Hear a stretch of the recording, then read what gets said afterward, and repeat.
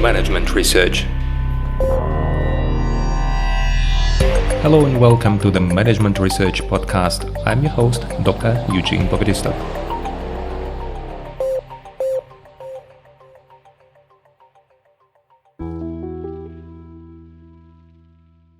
Hello and welcome to the next episode in my podcast dedicated to the topic of strategic management. And today we're going to talk about the origins of strategy. And it's very interesting. Once I read a paper written by Talbot in 2003 who said that the strategy that we know, strategic management, originally comes from military field. And the way how military developed, the way how military evolved over time, defined how strategic management looks like. And first of all, the strategy comes from the Greek word strategia, which means generalship. So those who stand in a field, battlefield, and those who have overview of the whole battlefield, those who are over the huge landscape and defining what many troops are going to do. The most known strategic management book is, I think, already 2,500 years old. It is The Art of War by Sun Tzu. And when Sun Tzu wrote the book, there is still debate whether there was an author, Sun Tzu, or it was a collective of authors who wrote it under one name. But it's the first book that really is a strategic management book that shows with very simple rules and very simple statements how the war should be done. The book is very small, there are not so many chapters, and although I have been criticizing the book previously, now I am more convinced by the book when I read also the book about how to read this book. And I think it's really a good strategic management book that shows how strategic management works. Very abstract terms, very abstract statements, but if you, at the level of a commander of an army, learn what to do and how to do, how to organize your tactics, you will most likely become successful.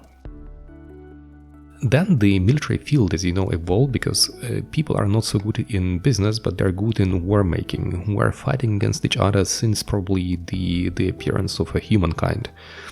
And the more we fought, the more we developed new ways to fight, new ways to organize our work, new ways to structure our units, new ways to equip our units, and so on. And that is why in the, the 18th century, one of the organizations, that is the East Indian Company, probably you have heard about it. If not, you can watch the Pirates of Caribbean, the second part, to understand what it was. They appeared as a big corporation that was actually also a military, it was a kind of army. They really had an army, and they were allowed to have an army. They had their troops, they had their artillery, they had their ships, and so on. And this was a business organization, but at that moment nobody knew how to organize business. That's why they just inherited the structure that they knew very well. It was the structure of the British military. It means the generals became the managers, and the officers became the middle managers, and the surgeons became the team leaders, and so on. So what we know now in business actually comes from military, and the way we organize businesses with a structure, with a hierarchy, with its different positions, with different functions, mostly comes from military, at least according to the author, Professor Talbot, who wrote this paper in 2003. And he even argued that those troops that were more flat, less hierarchical, that they didn't succeed. And he mentioned the German army, that it didn't succeed in the Second World War.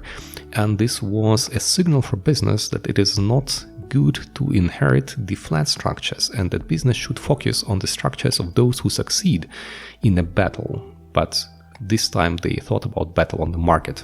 So the battlefield was the market. This is why we think about our firms in very military terms, and that is why many things that we know from military can help us understand business. But interestingly, now business is evolving much faster, and now we know new types of structures that are very successful: the flat organizations, holacracies, project-oriented organizations, process-oriented organizations, and so on. All these types may now teach military how to organize their work, and what you see now, for example, different wars, what you see now in Africa, what you see now in Ukraine, what you see now in Israel is that the organization of troops became different, and although the brute power still works, having more weaponry, having more units helps, there are different ways to organize the communication between units, organize planning that can lead to better outcomes also in the military field.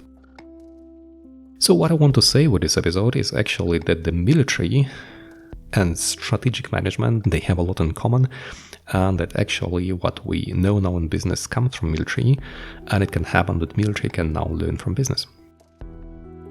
I hope it was interesting. I wish you all the best, and I'll see you in the next episode. Bye bye.